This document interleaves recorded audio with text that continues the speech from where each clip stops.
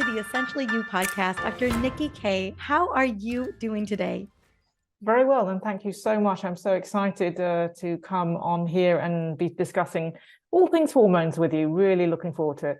Well, this has been your life's work. I just want to celebrate you for that and celebrate you're moving us in the right direction. I'm always so interested in what was that defining moment for you that you thought, you know what? Women deserve to understand the complexity of their bodies. Women deserve to understand how their bodies are working for them. And we need to change the narrative about how we think about women's bodies. And then the studying of that. I mean, it's led to your new book. It has led to all of your work. So tell me did you have an aha moment in your own hormones? Well, to be honest, yes. I mean, at school, I always knew I wanted to do something scientific, and I was fascinated by the human body. I wanted to understand what was happening inside in detail. And I realized the most complicated out of all the things I could study in medicine were hormones, endocrinology. So I love a challenge. So I chose that. And then the second bit, speaking of challenges and liking that, I thought, well, the most complicated and the most beautiful out of all the hormone systems, it's that of the female hormone menstrual cycle and indeed her journey over life. So that's what really steered me. And also, you know, as a youngster, I could see actually it wasn't, it was pretty bad, frankly. And myself, I had problems. My periods didn't start. I wasn't feeling enough. I was doing lots of exercise. I was a dancer. And I got the usual, oh, just take the pill and you'll be fine. And I'm a medical doctor now. And I'm thinking, hold on a minute. I'm studying hormones and this just makes no sense. So I thought, well, you know, if this can happen to me, there must be a better way of doing this. There must be a better way of really getting that information across to other women.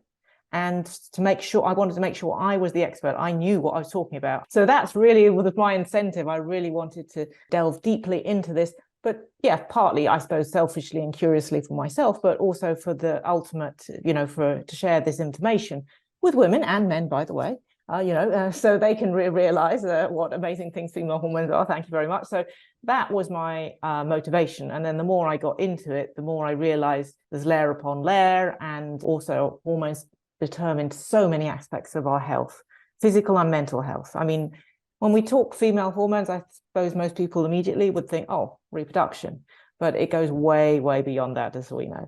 It's so many aspects of your health. And as I say, mental health as well, very, very important. These female hormones are amazing. So I want to embrace them and, you know, love their complexity. That still is my passion and my motivation for continuing my work in this. And also that's what led me to write my book. It's like, you know what, in the book, all the things I've learned over the last 30 years, it's like, well, actually, let's just put it there. And so people can delve into it and, you know, realize what amazing things these hormones are in our bodies. I just love that. And I so appreciate you. And I just want to share the title of the book we're going to be talking about today, but health hormones and human potential. So often we don't necessarily hear those two words together, women's hormones and human potential. I think we always kind of chalk up human potential to, oh, that's a male thing. It's so interesting. So I'm so excited. When I saw your book and I found you, I was just like, oh, I cannot wait to read this book. I cannot wait to have this conversation. And one of the things we were talking about before we got on here, a couple of things I want to bring up during the call is that, you know, something that you believe deeply inside of your soul is that women are people. Each and every one of us are an individual. We are not a statistic. And, you know, we're often very seen a statistic and we're not looked at. You know, I was reading a big article, a big research article that was just done that women in midlife between the ages of 35 and 56, this was the demographic they were looking at, that over 80% of them do not feel that they are they have the right information or knowledge around perimenopause and menopause. They feel like they are not treated like a person, or that no one understands what they're going through in this period, and that at least 75% of them had one chronic condition already at that point, but just did not trust that they were going to be believed or heard or listened to in the process of them getting well. And I feel like that really speaks to almost every woman I talk to. Well, listen, I can't agree more. Wow, where to start? So actually going back to your initial comment about potential, you see, the thing about hormones is they unlock your potential, because we all know that the DNA has the blueprint for life, right? Contained in each of us. But what like switches it on? So there's the potential in our DNA. What brings that to life? What unlocks that. And that is the job of the hormone. The hormone from ancient Greek means setting in motion. So it means it's going to set in motion. It's going to unlock your genetic potential, you see. So that's why I make that connections about the hormones, the health, and the potential. So it's unlocking your potential. So another reason we should embrace these hormones. And then the second point you make, it's pretty concerning, actually, that a quote, not my quote, sadly, but a quote from the Vice President of the Royal College of Obstetrics and Gynecology here in the UK said that we need to treat women as individuals and not statistics, which exactly is what you're saying. The statistics, listen, we need statistics, epidemiological data, that sort of stuff. So I'm not saying we should chuck away all statistics. No, sure, it's got a place and it's important. Let's see what's going on, links with disease and things like that. Of course, we need that. But when you see an individual person, woman, she's not a statistic, right? She's an individual. She will have her own individual nuances, not only in her genetics, but in terms of her hormones. So that is such an important point. And women in particular, because the hormones are so complicated, there will be even an extra layer of individuality, if you will, you see. And so that's also why women get a bit put off. I know what you mean. You sort of think, well, I'll just get on with it, because you do believe that you won't get heard. And it makes me a little bit emotional every time I speak to a woman and try and talk to her and explain her hormones, what's going on. And someone literally yesterday said, I'm so happy I'm speaking to you, because up till now, no one has taken me seriously. No one has taken the time to listen and understand subtleties that for her are significant. She's not feeling her best. And like we said before we came on air, that, you only have one life, right? So you want to make the most of it. Every second counts. You want to carpe diem, It's important to do that and not just sort of struggle on and think, well, no one's going to listen. That's really, really sad, isn't it? It is. And it leads to a lack of motivation. It leads to a lot of anxiety and worry. It doesn't support wanting or desiring, to unlock our potential. And then that becomes a vicious circle. Yeah. Because if you're feeling like this, sort of, no one's listening to me, I've just got to struggle on, this is my lot, then that's going to bring you down mentally. And actually how you think affects your hormones. Isn't that amazing? So if you feel, when we say I feel stressed, what you mean is that your brain is making the calculation that this situation you're feeling is stressful on the system, and that has a direct effect on your hormones. And now we've got a vicious circle, because I've told you that, we discussed that hormones affect your mental health, your mental well-being. So exactly, you can get into this spiral and vicious circle. So, we want to try and give women the motivation and the understanding and the tools, the practical tools. What can you do to make the most of your life and get those hormones really working for you, harnessing your hormones, as I say? And, these are simple tools sometimes, the exercise, nutrition, the sleep. Let's give the ways, the practical advice and top tips, as I say in my book, to, get the most out of your hormones and unlock that amazing potential within you. The bulk of our conversation today is really going to be what we can do. And you're absolutely right. When we look through our health, we look at our health and we look at our life through the lens of nobody's going to support me. I just need to get through this. It's my lot in life. We're always going to see everything through those lenses, and it's going to be really hard to overcome. One of the beliefs, the limiting beliefs here in the States, and I don't know if this is pervasive in the UK, but that it's our hormones' fault. Yes. Oh gosh, you're just going to get me. You asked me already before. What do I want to get on my soapbox for? Actually, I remember this one now. I kind of understand what people are trying mean, but when they say, "Oh, my hormones are unbalanced," that's really doing a massive disservice to millions of years of evolution and the hard work our hormones do for us. The hormones know how to adapt and change and do the best they can.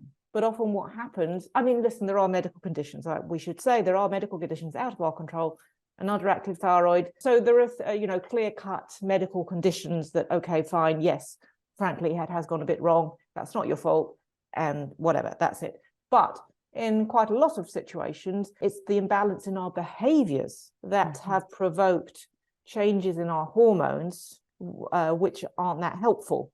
helpful in the sense that they're just simply trying to do their job. They're trying to do their best with what they're given with in what the they're given. circumstance So, and they're in. and we have two extremes. I see two extremes.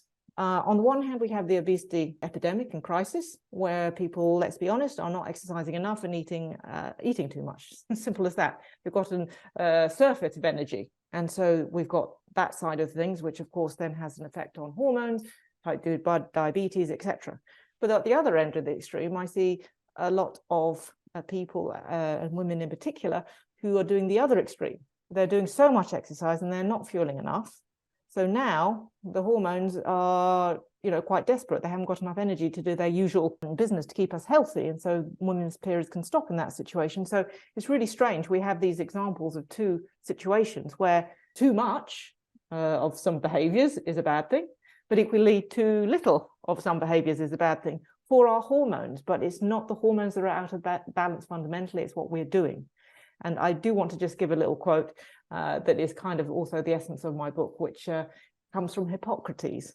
2,000 years ago, this guy was really onto something. He said, if we could give each individual, already personalized medicine, we could give each individual just the right amount of exercise and just the right amount of nutrition, not too little and not too much, we would have found the surest way to health.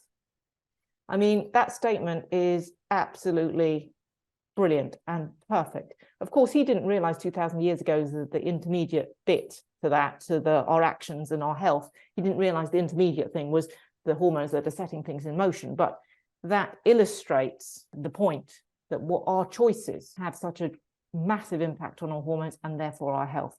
So just to reiterate, it's not the poor old hormones. Don't blame them. No. All right, that get They're unbalanced. the messengers. Yeah. Okay, that's what we're trying to say. I'm so appreciating. I just, I that has just become the talk track, and my audience, on this show, we know that they're chemical messengers and they're doing the best they can given the circumstances that they're in, and it's lifestyle that's going to really shift how they work and optimize for us. And that kind of segues me into how do we harness, optimal hormone function through lifestyle? Like, what is that connection? I'd love for you to connect the dots for us, because I think sometimes we still aren't necessarily seeing the connection there. Well, you see, that is the difficulty. Then that's the elusive thing about hormones. You can't see what's happening. They're obviously invisible to the naked eye, as it were. But we know common sense. We know also from research, for example, out of those lifestyle factors, probably one of the most important is actually sleep, the chief nourisher and life's great feast. And we know that when you go to sleep, many of the really beneficial hormones, if I can put it that way, spring into action. For example, growth hormone is released. The two main stimuli of growth hormone release are exercise and sleep. So when we're asleep, growth hormone increases, and that helps with body composition and metabolic health, for example. We also know that the reproductive hormones start doing their signaling when we're asleep. So that we know. How do we know what we're talking about is correct and true, if you will? Because we know if we study people, the release of hormones when they're asleep, this is when they spring into action, the really good ones. So that's number one bit of evidence. The other bit of evidence is we know instinctively, why do you exercise, especially if you're an athlete, because you train and exercise because you want to improve, right? I mean, I go to my full ballet classes a week. I know I'm old, but I still hope, number one, I enjoy it, but I'm still, I'm still working. I want to improve. I think I can still improve, right? But I'm doing that. But when does that improvement actually happen? And the answer is, again, as a consequence of the hormones springing into action. We know from research, I've done some research on this, we know that exercise increases the release of growth hormone. And for example, strength training, testosterone, which, in a certain amount is good for men and women, by the way, for body composition. So we do have the evidence that this works. And also with nutrition, we have that evidence.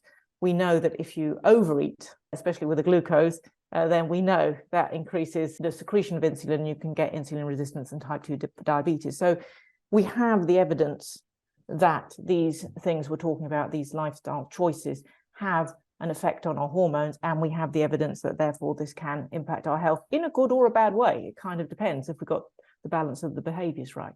Yes. And I remember asking you earlier, because I told you there was kind of like an inception point of where, especially as our hormones are shifting and changing out of childbearing years, out of, having a regular cycle into perimenopause and menopause, that things begin to, begin to Mhm. shift towards better health potentially or worse health, depending. But I asked you, like, when is the time, given the changes, that we should really be focused on loving up on our hormones and loving up on our metabolic health, our metabolic hormones as well, so that we ease into all of the phases of our life with more ease and grace, and we have more longevity on the other Mm. side of menopause. And your answer was, can you share with me your answer? Yes, well, I think we need to start this understanding and encouraging, giving out good information, in the children at school. Education starts there when the brains are receptive, of course, number one. And also it relates to what's happening then as a youngster, a teenager, a girl in school, that's when her periods are going to start. So obviously she's going to be introduced to her hormones. And we mentioned that often the emphasis is on that hormones are kind of almost an inconvenience because they give you a period and you mustn't get pregnant at any cost. And that seems to be the main emphasis. But Yeah, the like I said earlier, inconvenience. yeah, That's it's the big thing. This yeah, inconvenience, this thing that happens to you.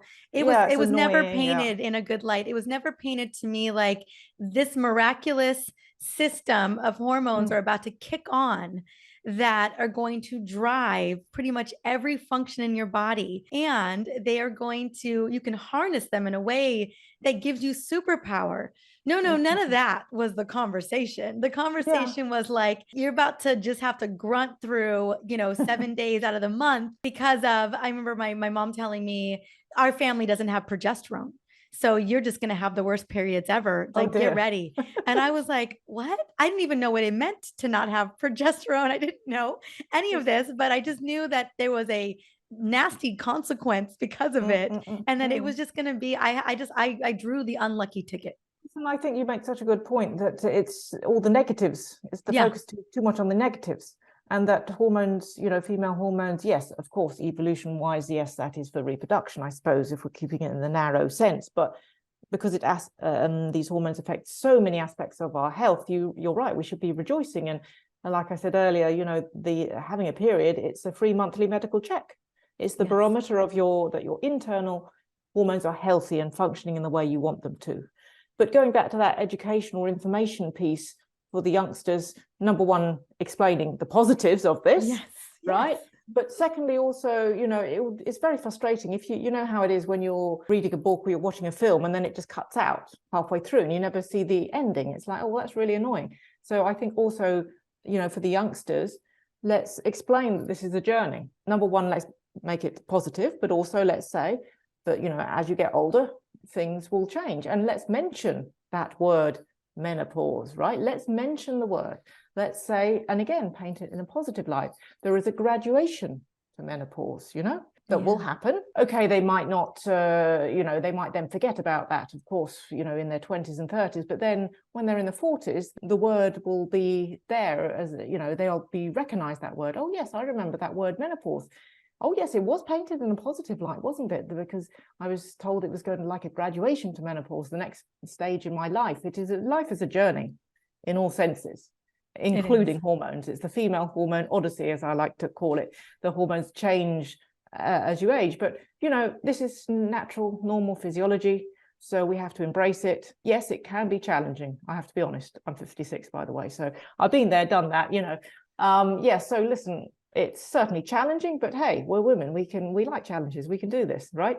So, but at least if Absolutely. you're prepared and that Yes. this is what happens and it's normal physiology, it's not a disease, it's not an illness, Right. right? Yeah. This is what. Well, and I feel like if we are, I think every young girl deserves to know the journey she's about to go on, that she Yeah. deserves to understand her body's physiology as she transcends throughout the decades and really the highlights of her life. And I think that allows us to, one, if we're looking at our cycle, if we're gauging our period, and we're gauging a lot of even the week before our period. We're really just checking in with our body and we're honoring our body through the process. And we're noticing, gosh, every January, my period's a little bit wonky. Maybe it was the holidays.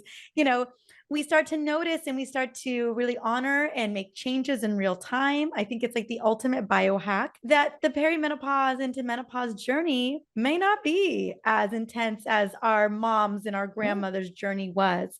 The Because more we're that individuals, right? yeah, and we get to own it, and we own it. We own the pivots. We understand the physiology. We know that the changes are happening. We know how to support our metabolism and our stress hormones as we move through that process, despite all the things that we're juggling at the same time. Yeah, I think it's that awareness and knowing can really set us up for success. Like learning about what perimenopause was in my mid 30s and like, okay, there's the journey, and watching my mom go through it, being her guide in the journey. I was like, I'm not looking for those experiences. I'd like a different experience, please. I was like, okay, what can I do? I'm 35. What can I do to set myself up for the next decade, 15 to 20 years in this beautiful transition, so that I really do thrive in it? And so I think it really can be not only a mindset shift, but it's lifestyle. It's how do we harness our hormones in a positive way, even as they're transitioning. I think that's, wow, you say everything so beautifully, but that point about tuning into your body when you are having a regular menstrual cycle in your 20s, 30s, tuning into it, because it still surprises me, some women, it's like, oh yes, now you mention it, every time that in that week before I have my period, I feel really awful. It's like, yeah, that's called the luteal phase. Hooray, welcome to it. You see what I mean? But again, in a positive way, this is a good sign. Yes, yeah, no. It's like when you feel nauseous during pregnancy, that's in the early days, that's a good sign because your hormones are high. So you see what I mean? So again, it's like accepting that, recognizing it. If it's really interfering with your life, of course, let's talk about some things to manage there. Yeah, but the other point you make there about now we're talking about this journey in the perimenopause, but again, looking at it, I think in a positive way. It's like, okay, this is time to a bit of a spring clean, right? Yeah. Let's have a look. Let's have a look at my exercise, what I'm doing. Actually, I haven't done any strength exercise. This is a good time to start doing that. Yeah. Let's have a look at my nutrition. Actually, that needs a little bit of an overhaul. I've just sort of slipped a little bit or something. And my sleep patterns, actually, I am heading to drink some alcohol in the evening and go to bed too late. So again, looking at it as a positive thing that, okay, this is a good time to do a spring clean, a refresh, a restart in harmony with your hormones. I think the problem is when we try and fight against them. I mean, an extreme example of fighting against our hormones is what's called circadian misalignment. I know you'll be familiar with this, but just to explain to or refresh people's memory, this is when that you have a scheduling conflict between what you're doing and what your hormones want to do. The example of this is being a junior doctor is very, very bad for your hormone health. Oh my gosh. You might as well just kick them in the can. Why don't you take a vacation for a couple years and then come back into my body? Yeah, so that's an extreme example, but also, thinking now as we get older, the hormones will change naturally, normally, physiology, that's what happens. That's healthy, that's normal. But then if we can't kid ourselves that we can still do the same when we're in our 40s that we did when we're 21. I mean, that it's just not realistic, unfortunately. So again, take this as an opportunity to have a refresh, a reboot, to revise what you're doing and see, actually, this actually suits me much better. Now I'm actually feeling a lot better doing it, putting in that strength training. I'm feeling a lot better not drinking so much alcohol or whatever it is, then you get the positive feedback. Okay, now I do feel better. So I'm on the right track. And then it becomes the positive journey rather than the spiraling vicious circle, feeling you're getting worse, Yes, I love it. Well, and I just want to argue that we really probably shouldn't have been doing it when we were 21 either. We just got away with it. That's probably also true. Our body's got quite a lot of resilience. And looking back on it, in my 20s, great. Yeah. I was doing I was not taking care of myself. I was in survival mode. I was turning everything off, including my cycle. And I was, I think, a perpetual state of insulin resistance. I just feel like I was on a blood sugar roller coaster, but I could kind of get by with it, and obviously I know some women complain are just like, man, what worked in my 40s or 20s isn't working in my 40s. I was like, honestly, you're lucky that it worked in your 20s to begin with. Yeah. It definitely wasn't going to work in your 40s. And then, like you said, the spring cleaning, the reevaluation, and really starting to be like, okay, what is my body really needing? The resistance training is, how do I feel every morning when I wake up after 2 glasses of wine, and it kept me up. This is when I love devices. Like, what does my heart rate variability look like in the Ah, morning? yes. How does Yeah. my blood sugar look in the morning? What was Yeah. my sleep score last night? I tabled alcohol for the entire year. I had 2 drinks this year and tabled it for the rest of the year because I was wearing wearables. And I looked at my blood sugar and I looked at my heart rate variability and I looked at my sleep, and they all, I mean, talk about, they all tanked for the first time in several months. And I remember waking up the next morning, and although I felt fine, I was like, this is not worth No. it. This isn't, Yeah. I can see the results. I see the numbers. I don't want this for my body. My body, Well, my poor hormones, they're just like, they're crawling out of the cave from last night. yeah, You yeah. know, Well, they're trying to give you a message, and I think yeah. it's great. You know, you mentioned the wearables, and you know, of course, you know, I'm quite old, so we didn't have that sort of stuff when you were younger. But now I think every bit of information and evidence you can find for yourself, be your own detective. I call being an endocrinologist detective work. It's really fascinating. You have little clues here and there. I did Latin at school many years ago, and that was kind of like detective work. You really had to delve into it and understand it and piece it all together. So it is detective work that I do as a doctor, by the way, in detective hormone work. But you can be your own detective. You can be your own detective. Any information you get, if you haven't got fancy monitoring things, that's also fine, by the way. You know, just a sort of a self-check. Actually, how do I feel? You know, do I feel fatigued? Do I feel refreshed? How am I feeling? Isn't a bad way. But if you have access, and I think actually they are quite accessible, these various wearables and things, those are really useful bits of information to give you that evidence to help you feel more confident in your choices, you know?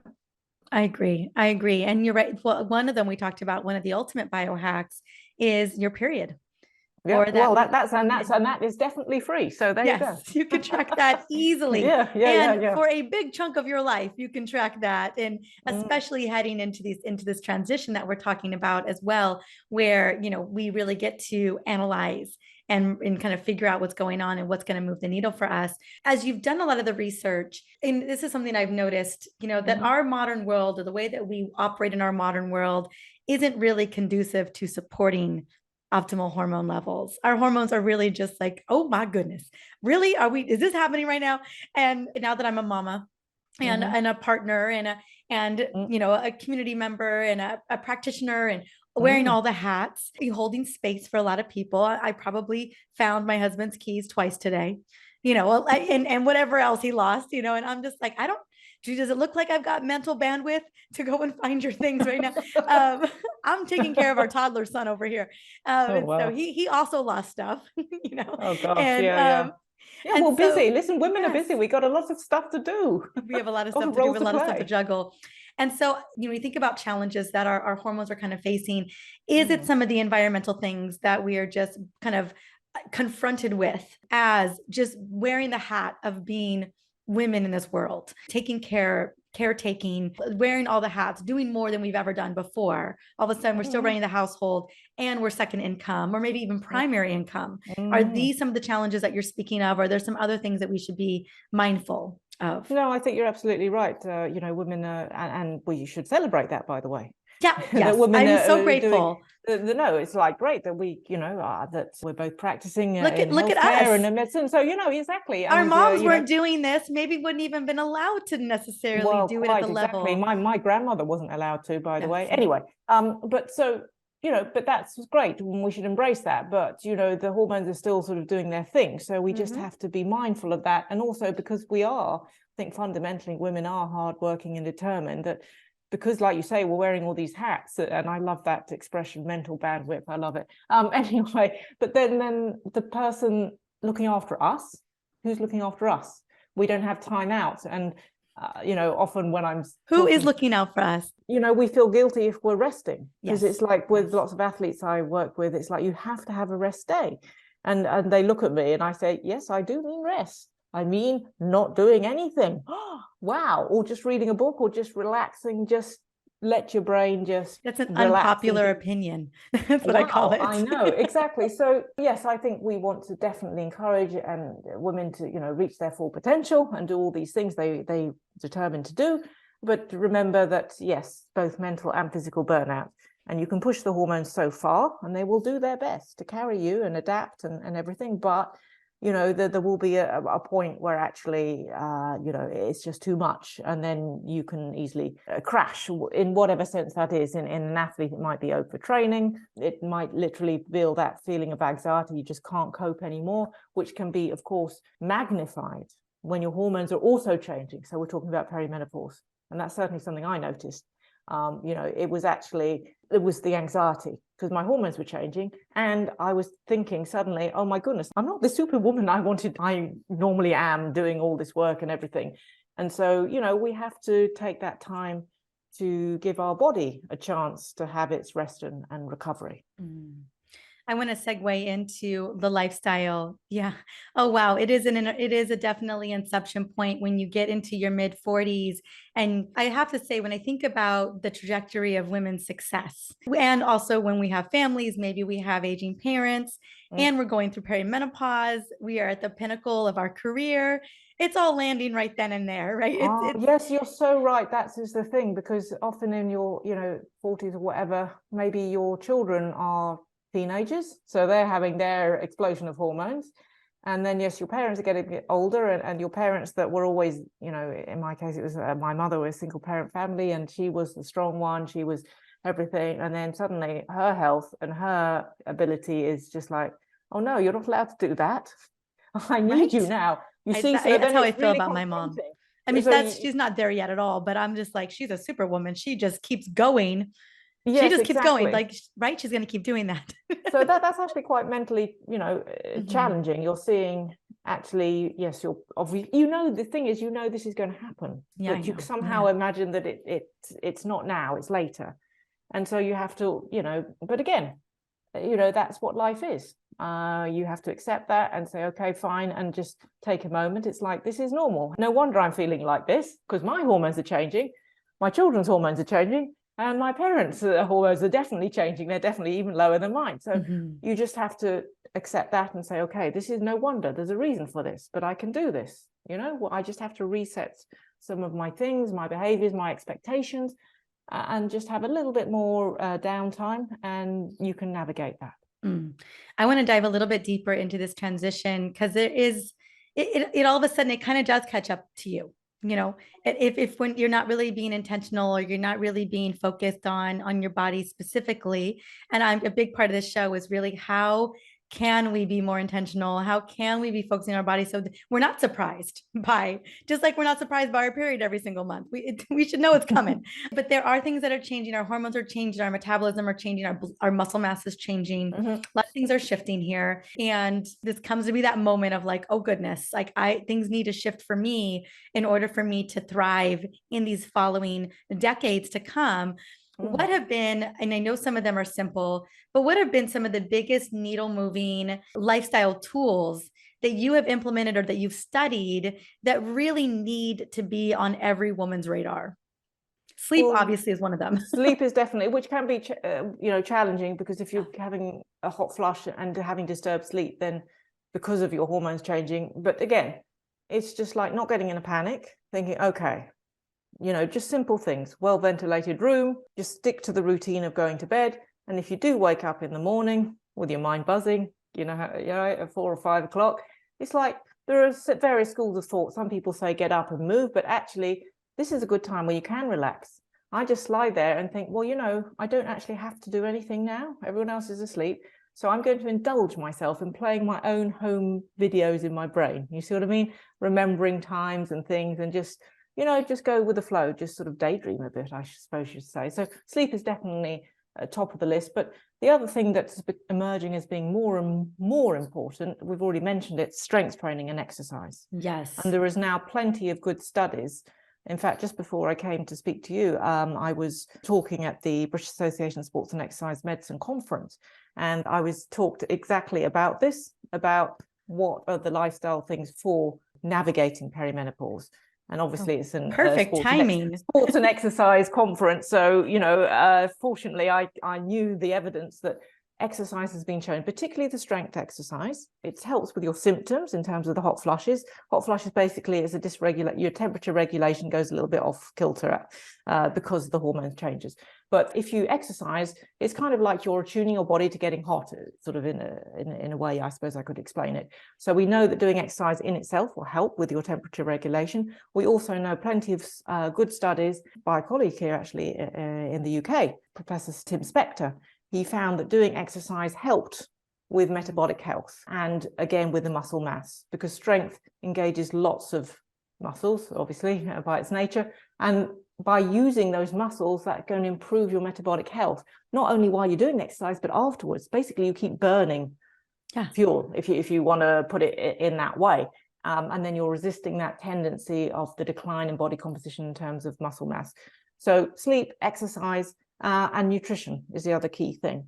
So again, we've already mentioned, try just to limit the alcohol because they're just calories, I'm afraid. Well, and I'm really glad that you're saying that. I talk a lot about the reduction of alcohol and really tuning in about what is it doing for you, that night, that next morning. Is it disrupting your sleep? Like, how are you feeling the next day? But I know that there's evidence, a lot more evidence is coming out even in 2022 and 2021, that especially for women regarding our endocrine system, that there's really no amount of alcohol that is serving our hormones or our body. I mean, listen, we don't want to be a total party pooper, and of course, a glass of champagne at Christmas and birthdays and things like that, sure, but having it as a habit, or I have to have a glass of something with my evening meal, I mean, that's the sort of area.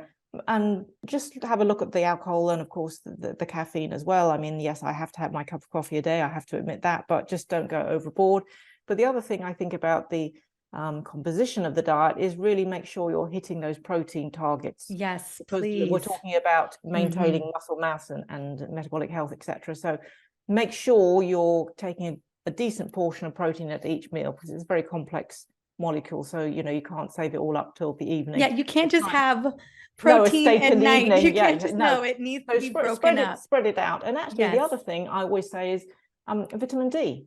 As you know, it's a strange one, isn't it? Because most vitamins you get through the diet, but vitamin D is unusual. Number one, I'm claiming it for a hormone. It is. Yes, I was going to say. Hormone. Yes, exactly. So hooray, hooray. But also the main source of vitamin D is the action of sunlight on your skin. That's what makes it, as it were. And certainly living here in the UK, we don't see much of that. Not much. No, we don't, not the sun. So we're all recommended to take vitamin D supplementation at the very minimum during the winter months. I personally take it all year round, Me too. And I live in San Diego, California. I'm an 8-minute walk from the beach. I still take it every single day. No, I mean, and people shouldn't be worried unless you really like swallow the whole tablet, a bottle. It's difficult to overdose, really. Of course, you don't want to go super high. I take 1,000 international units per day, for example, but that's going to help certainly your bone health, which of course is going to be adversely affected if your hormones are going down. As they go down, not because they're a problem, just that they're protective. They're saving your bones until they start to drop. So the vitamin D definitely helps with the bones, also the muscle recovery, the strength work you're going to be doing. It will help your muscles recover, and of course immunity, vitamin D immunity. So again, that's quite straightforward, really, the sleep, the exercise and the nutrition, because I like to keep things sort of simple and doable. And so these are the tools you have, but it's the point about tweaking them, changing them according to your age. I have a question, because I know sleep is an issue, and I will say, and I'm so grateful that I have the most beautiful little toddler boy. He's 2. But the last couple of nights we were up many, many times. His molars are coming in and he's sick. We call me when you ask for the manager, can I please speak to the manager? Yeah, that's who I'm the manager. So manager was called all night long. Oh my gosh. I woke up and I was just like, oh my goodness. Because, at 43, it's a very different ball game than what it would be at 22, 24. And I felt it. I just felt low resourced. I can feel it. And it was 3 days of this. By the 3rd day, I thought I was going to just lose my mind. I was like, this is getting really hard. But I implemented strategies and techniques, as I was like, this is a conflicting priority. My son comes first. I want to sleep so badly. I don't have a problem with sleeping, but my son is waking up, and that's the conflicting priority. I'm going to choose my son every time over my sleep. especially at this age. When he's 13, different story, you know. Yeah, quite. So what I did is I first thing I did is I went outside. I got vitamin sun, you Boost. know, Yeah, yeah, yeah. a boost. I walked around. I was trying to turn on the cortisol awakening response. Yep. I was trying to boost my mitochondria. I was doing my best to biohack the fact that I didn't get what I really needed, which was sleep. And Yep. so any kind of, because I know that there are women like myself in circumstances like this where the priority becomes family or whoever it is. Are there strategies that you've researched or studied that can help us as we're trying to get the better sleep routine, as we're trying to build the nutrition that can kind of bridge the gap to us getting there a little bit? Well, I think you make a really important point that, you know, this is the theory, but life gets in the way, whether that's a toddler, whether that's being on call as a doctor, whatever it is. Whatever, life isn't perfect. So you have to, sometimes you don't want to get too stressed, or, you know, there is no such thing as perfect, by the way. No. And these things happen. And like you say, priorities, you know, if your youngster needs that support, of course, you have to be the mummy manager, right? But what you've already mentioned is very important. The temptation is that, oh, well, maybe I could sleep in if you could, but actually doing what you say, trying to maintain that routine and going outside, the fresh air, the sunshine, as you say, try and keep that cortisol diurnal variation going. Okay, so that's very important. And keep the circadian rhythm as exactly. Otherwise, we get this misalignment thing. Yeah. Having said all that, if you really are struggling, and if you can put your head down for a 20-minute nap at noon, that's okay, provided you do that before 4 p.m. so you don't disrupt the whole circadian rhythm. We're heading down, into that exactly rhythm. So a 20-minute nap, and it's like an official nap, if you know what I mean. Don't feel guilty or whatever. It's like 20 minutes, and put it on your timer. That's what I do. It's like, you know what, I'm really struggling here. I need that 20-minute nap. It's fine. I deserve it. I know I'm going to be more efficient if I do this. And I put the timer on, and, you know, eye mask on. Don't look at the phone. Don't do anything. Just like, you know, even if you don't fall asleep, it doesn't matter. Just lie there and relax. But no more than 20 minutes. Otherwise, then your body will get a little bit out of whack. Exactly. Yes. So that's a top tip. Just if, you know, the power nap can be helpful in these situations, I think. I love it. And do you have any recommendations? I know that you go into this a little bit in your book, but obviously blood sugar irregularities, insulin resistance, they start to really wear on our metabolic health. We stop being as metabolically flexible. Maybe we never really were, let's be honest. It's debatable. And it really becomes, I know that we become more and more insulin resistant especially as we head into our 40s and then beyond. Do you have any recommendations around? I mean, obviously protein is a major player here, but any other, and I get that too much protein, if you are already insulin resistant, could potentially drive a little bit more of blood sugar rises, but I really want women to get their protein. But are there recommendations that you have when, I know you're working with athletes, and so this becomes so critical, but for the everyday woman, I cannot tell you, almost every single day, I meet women who are almost pre-diabetic or pre-diabetic, didn't know. Yeah, that is a bit scary. Well, listen, I think that the key thing is, yes, as you say, obviously don't overdo the protein, because that, after all, stimulates insulin release. But we don't want you to be skimping on protein. But if you are going to look at really sort of managing sources of glucose, well, we've already mentioned the alcohol, so that's got to go, I'm afraid. That's got to, yes. But on the other hand, we don't want to swing over to the other extreme. We don't want extreme dieting. We don't want cutting out all carbohydrates. Okay, so it's just a case of just a little nudge of the portion size down in the downward direction. So nothing dramatic. Just if you think, oh, well, actually, I'll just have that extra slice of bread. It's like, no, actually, I won't. You know what I mean? Just without restricting it, but just be mindful of the portion size, which maybe it would have been fine when you were 20 to take that extra slice of bread, or, oh, yes, I have that extra spoonful of pasta. But just go easy on it, but don't cut it out entirely, because you want to sort of sneak up on this, as it were, right? Because if you do the dramatic, oh, I'm not eating anything, or I'm really going to reduce it, then your body will get in a real shock situation. And actually, it will down-regulate your metabolic rate, which is the last thing you want to be doing. So actually, do the strength training to increase the metabolic rate, and just keep an eye on the portion size, evenly distributed throughout the day. Because the other thing that often happens, I don't know if you see this, that people think, right, I'm not going to eat much this day, and they hardly have any breakfast or skip it. Not a good idea anyway. And then they're very, very low, and then they're ravenous in the evening, and then they really overeat almost too much when in the evening. We're more insulin resistant. Yeah, exactly. And so this is going to cause a massive insulin spike. So not good. So if you really want to manage this, consistency, nothing dramatic, and just sort of almost sneakily, surreptitiously, just a little bit less of especially the simple carbs, the ones that are going to be quickly digested, which will stimulate an insulin spike. So if possible, opt for the slow release complex carbohydrates. So if possible, if you're going to have bread, the wholemeal bread, something like that, all those sorts of tips. Number one, it will make you feel fuller, right? Because it's slower to digest. So you won't feel that, oh, I want to have some more. But also it's better. It will give you less of an insulin spike. So that's what I generally say to people, because I know everyone wants a quick fix. Who doesn't? Yeah, but and you think, oh, I'll do a quick fix. I just won't eat anything for a week, or really reduce, and then people get really frustrated that it backfires. You see, so because the glucose and the insulin resistance, but also the cortisol goes up.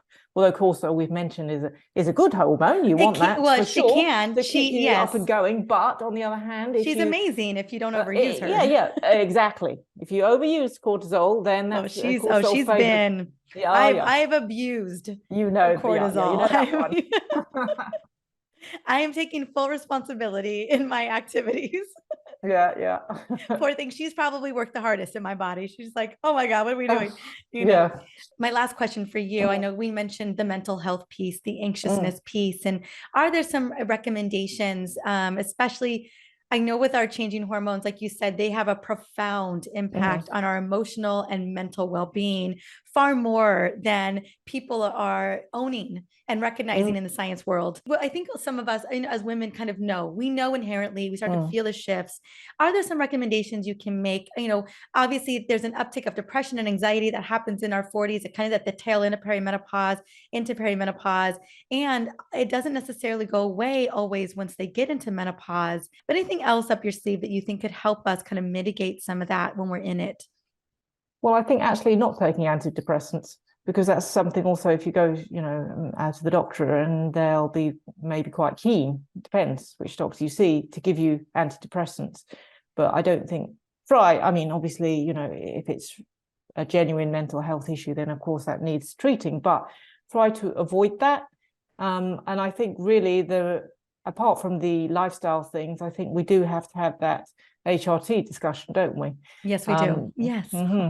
Because HRT, hormone replacement therapy, as I think we all know, there was a study back in the 2000 which did a big damage to women's understanding of this, because the media jumped on information which wasn't yet published and peer reviewed, etc. And the headlines, HRT causes breast cancer, came out, and of course, understandably, women were scared. Who wouldn't be? Because that plays on your worst fears. But actually, when all's said and done, when the dust settled and people pored over the data, actually that's not the message, the correct message, should I say. There were some issues with the study itself. The women were overweight. We know that already, that increased the risk of breast cancer. They were actually quite 10 years past the menopause and having sort of like old-fashioned HRT, if I can put it that way. So there are many reasons why the study wasn't great. But we still have the aftermath of that, because again, going back to statistics, don't always tell the full truth. However you look at these statistics, sometimes people say, oh, yes, it does increase breast cancer. And we have to be honest and say, listen, there is a slight increase in breast cancer if you take HRT.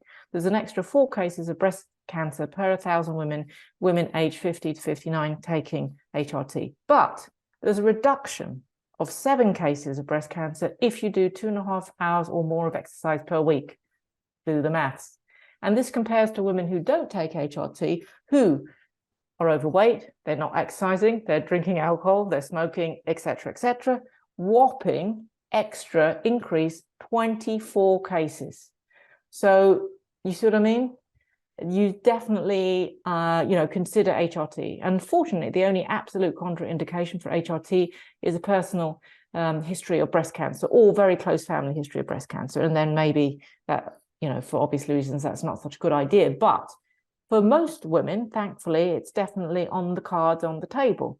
And so, going back to your original question about mental health, these hormones, because they're important for physical and mental health, when they're very low in perimenopause and, of course, menopause, lo and behold, if you replace them to physiological levels, what they were before, in other words, then that's going to help. So actually going straight for the hormone support, as it were, at the very least, if you're a woman listening to this and you're still nervous and unsure, the thing is, look at the information, like the information I've just given you. I have the whole chunk in my book, and inform yourself and try. There is a little bit of trial and error because we're talking about personalization. Yes. I was fortunate, and the first dose, as it were, of HRT I took, that suited me, and I'm still on it. That's fine.